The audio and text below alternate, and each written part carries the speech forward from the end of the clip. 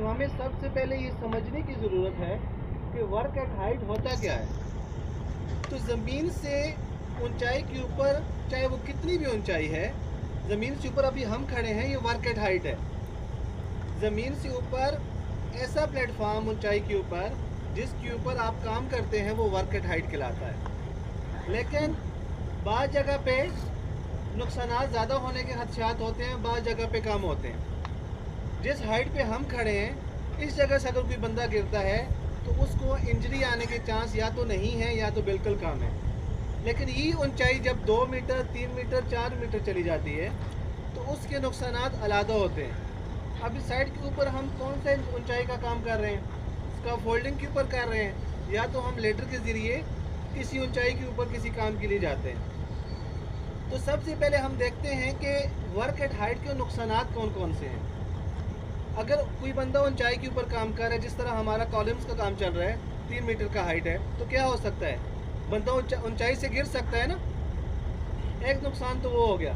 दूसरा नुकसान क्या है कि आपके पास अगर कोई टूल है, कोई मटेरियल है ऊपर रखा है, वो नीचे गिर सकता है। जब वो नीचे गिरेगा तो आपके इर्द गिर्द कोई ना कोई बंदा काम कर रहा होता है, आपका कोई हेल्पर है, कोई आपको दाएं बाएं आपको कोई मटेरियल चाहिए होता है, वो आपको प्रोवाइड करते हैं। तो आपको पता है अगर 3 मीटर की हाइट हो, अगर आपके पास हम एग्जांपल लें, एक हथौड़ी ले लें, हैमर, अगर उसका वज़न 1 किलो है, यहाँ से मैं अगर किसी बंदे के सर के ऊपर छोड़ूंगा उसको कोई नुकसान नहीं आएगा। लेकिन जब वही हथौड़ी, वही हैमर 3 मीटर की हाइट से आएगा तो 28 किलोमीटर फी घंटा की रफ्तार से वो नीचे आता है। 3 मीटर की सिर्फ बात कर रहा हूँ, इससे ऊपर जाएंगे मज़ीद और तेज़ आएगा, तो वो आपका हेलमेट तोड़ सकता है। अगर आपका हेलमेट नहीं है तो आपको वो एक सवेयर किस्म की इंजरी हो सकती है उसके साथ। अगर वो आपके हाथ के ऊपर लगता है, पाँव के ऊपर लगता है, या आपके किसी शोल्डर के ऊपर लगता है तो ये तोड़ सकती है, इतनी इसकी स्पीड होती है।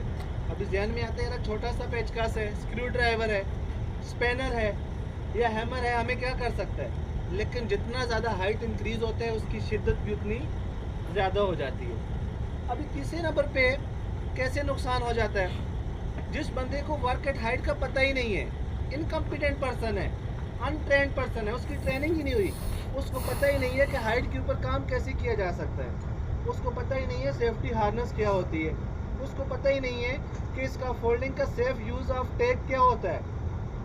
ग्रीन टैग हो तो क्या करना पड़ेगा, रेड हो तो क्या करना पड़ेगा, और येलो हो तो क्या करना पड़ेगा।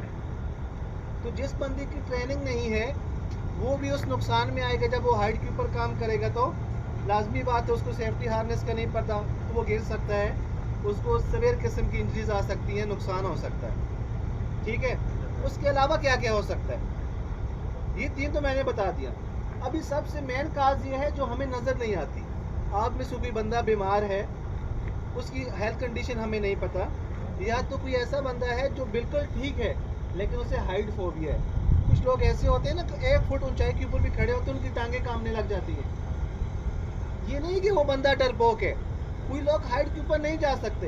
कोई लोग ऐसे हैं, जिस तरह हम एग्जांपल ले लेते हैं पानी की, कि वो समुद्र की साइड के ऊपर नहीं जा सकते, उनको डर लगता है, दूर से देख के पानी को उनको घबराहट आ जाती है, एंशियस हो जाते हैं। तो ऐसे लोग अपने फोरमैन को पहले से बता दें कि जब मैं हाइट के ऊपर जाता हूँ मैं काम नहीं कर सकता, आप मुझे किसी और मुतबादल इसका जो अल्टरनेटिव है वो काम दे दें। अच्छा, सबसे ज़्यादा ये तो पहले मैंने आपको इश्यूज बता दिए क्या क्या हो सकता है। अभी हमने इनको कंट्रोल किस तरह करना है। तो सबसे पहले हमने आपको एक स्कैफोल्डिंग सुपरवाइजर दिया है। जो भी बंदा स्कैफोल्डिंग बनवाना चाहता है वो अपने फोरमैन को बोले, या तो उसको अगर कोई बोलता है वो बोले हमारे पास स्कैफोल्डर मौजूद है, स्कैफोल्डिंग सुपरवाइजर मौजूद है, वो हमें बना के देगा।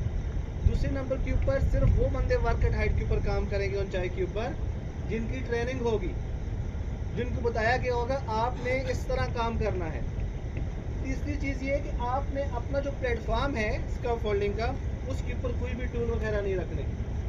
टूल किट एक आता है, या आप इतना ही सामान लेके जाएं अपने साथ जो काम हो सकता है। ये नहीं है कि अपना टूल ऐसे रखा है जिस तरह मैं खड़ा हूँ, यहाँ पे कोई टो बोर्ड वगैरह नहीं है, क्योंकि हमने तो एक टीबीटी पोडियम बनाया है।